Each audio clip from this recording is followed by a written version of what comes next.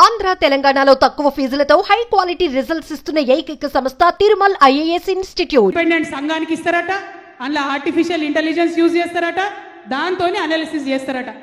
Artificial intelligence తోని చాలా ప్రమాదం ఉందని హెచ్సియులో మనమేమో చేసినామని నిన్ననే మళ్ళా సీఎం గారు చెప్పిండ్రు. నాకైతే ఏమనిపిస్తుందంటే, ఇగో ఇది చూస్తుంటే ఆర్టిఫిషియల్ ఇంటెలిజెన్స్ అంటే ఏఐ అంటే ఆర్టిఫిషియల్ ఇంటెలిజెన్స్ కాదు, ఏఐ అంటే అనుమూల ఇంటెలిజెన్స్.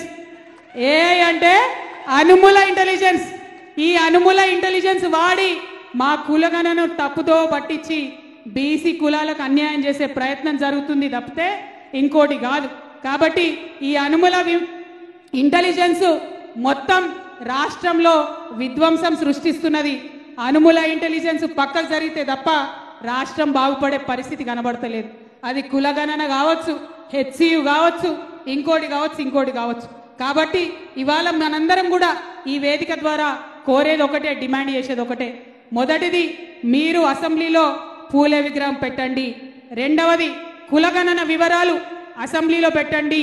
మూడవది, బీసీ బిల్లులు ఏదైతే అసెంబ్లీలో పాస్ చేసిండ్రో అవి ఎక్కడున్నాయో చెప్పండి. ఎందుకంటే Bharatiya Janata Party about the HCU issue, our honorable chief minister Mr. Anumula Revanth Reddy, he has constantly told everybody and the whole nation that many of the people here, including the students, have used artificial intelligence to create fake images and fake issues or fake videos. It is not the truth. We are saying it openly today on this public dais that it is not artificial intelligence which is hurting our state today. It is not artificial intelligence which is cheating the BCs today. It is not the artificial intelligence which is cheating the HCU students today. But it is Anumula intelligence. It is Mr. Revanth Reddy's intelligence that is cheating the public of Telangana today. We want the whole country to know whatever happened in HCU, that is a fact. Whatever is happening here today, that is a fact. Rahul Gandhi ji talks about OBC empowerment. But today, the OBC census that are done in Telangana are not true, and they are suppressing the demands of the OBC.